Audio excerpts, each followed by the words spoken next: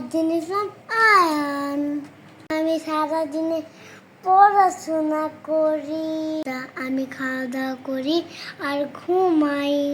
খেলাধুলা করতে আমার খুব ভালো লাগে। আছেন আপনাদের আমি কতগুলা খেলনা দেখাই। এটা আমাকে কি দিয়েছে জানো? এটা আমাকে দাদুমণি দিয়েছে। এটা আমাকে ফুপি দিয়েছে জাপান থেকে।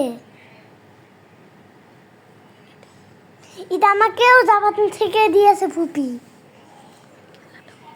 খেলনা তো অনেক সুন্দর, পিছনে যত খোলা যায়, সামনে যত খোলা যায় না।